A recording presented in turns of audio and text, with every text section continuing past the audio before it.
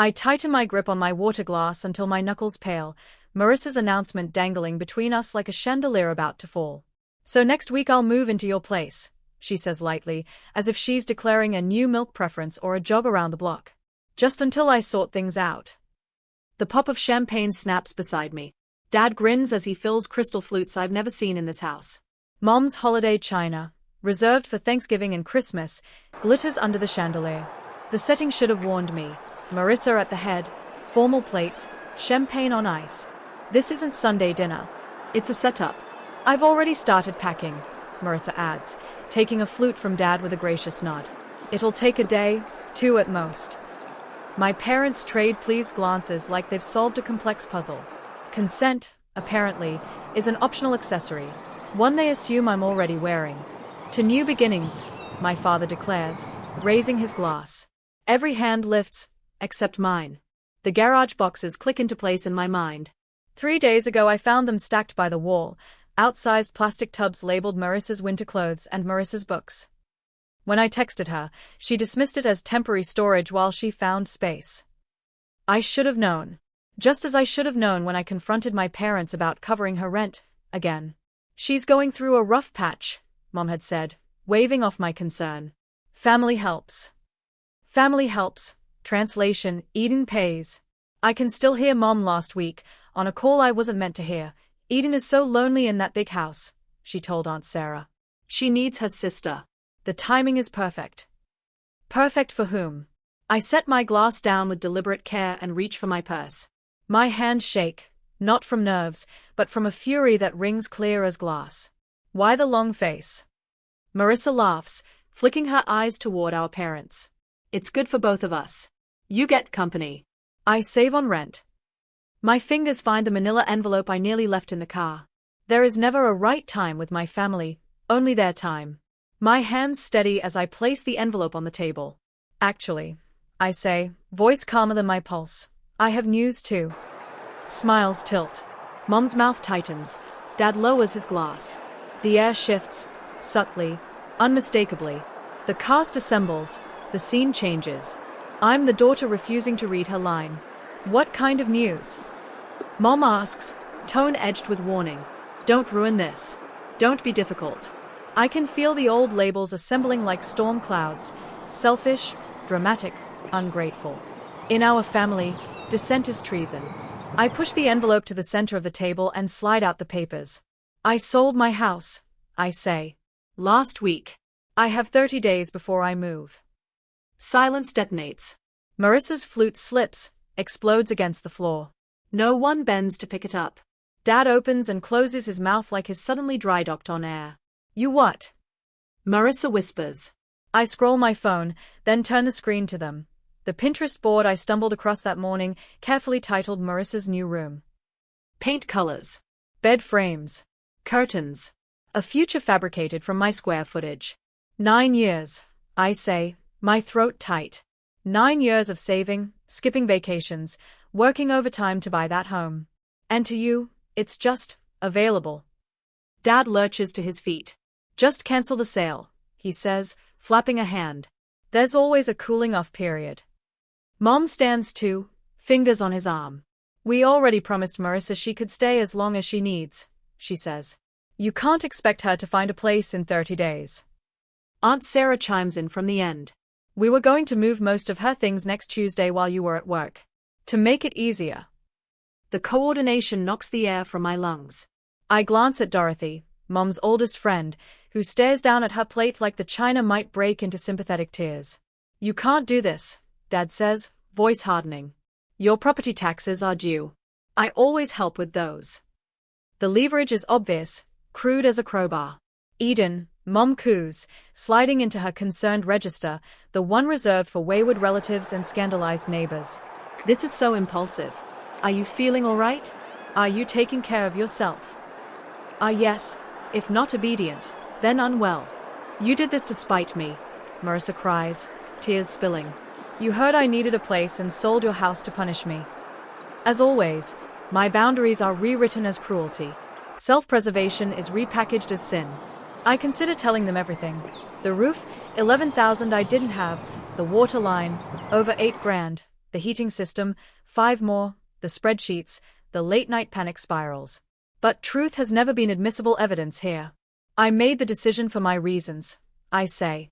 It's final. So you're leaving your sister homeless? Mom snaps. After all we've done for you. That invisible ledger again. Columns I never get to see, debt I never seem to erase. Marissa isn't homeless, I say evenly. She has an apartment. And you have a spare bedroom.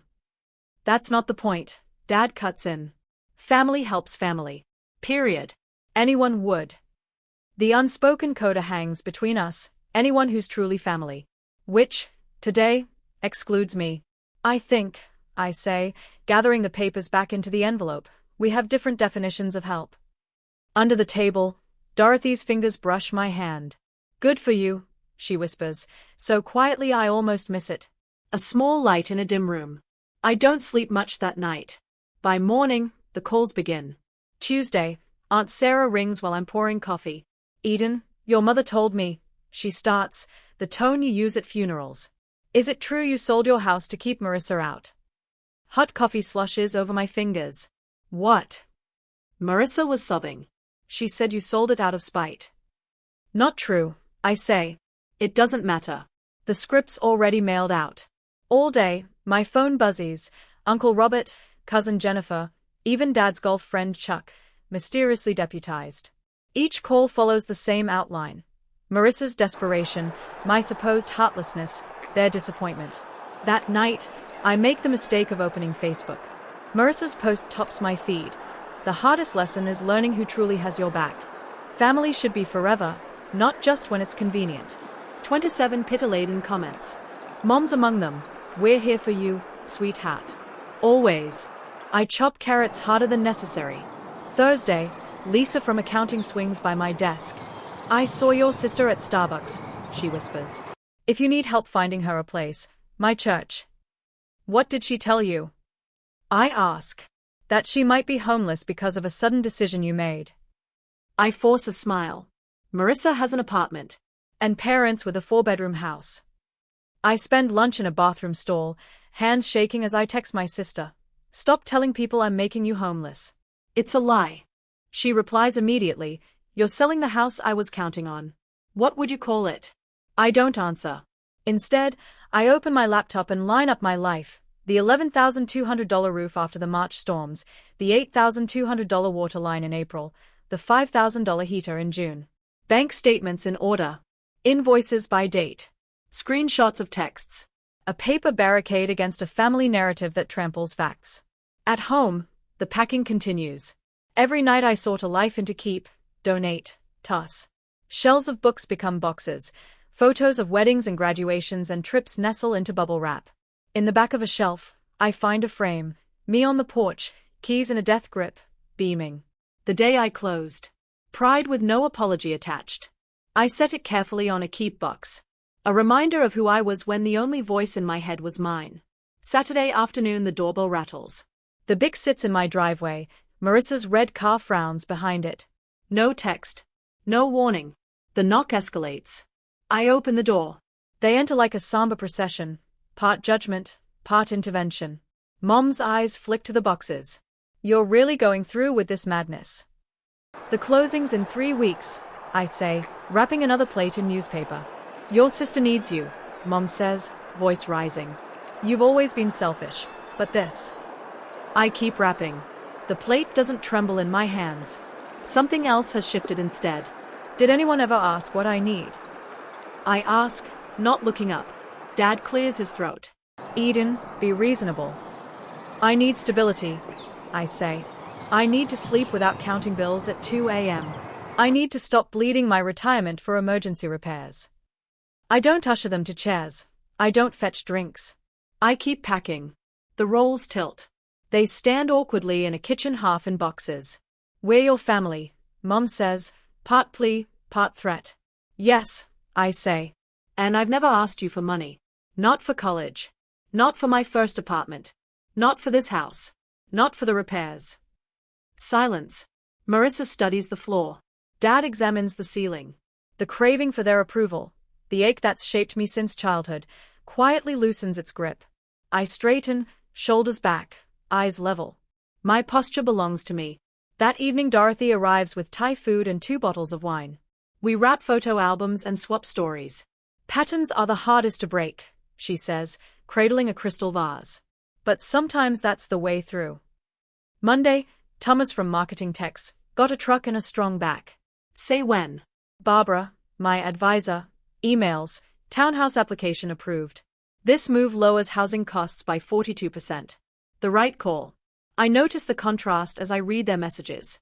These people ask what I need, not what I can give. I lay my documents across the dining table like a calm storm.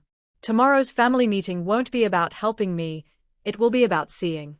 Also, they don't know the sale includes a 30-day rent-back clause. I have breathing room. Information is oxygen. At 7 sharp, the bell rings. It's not only my parents and Marissa, but Aunt Sarah, Uncle William, and Cousin Jennifer. A panel assembled. I stand at the head of the table.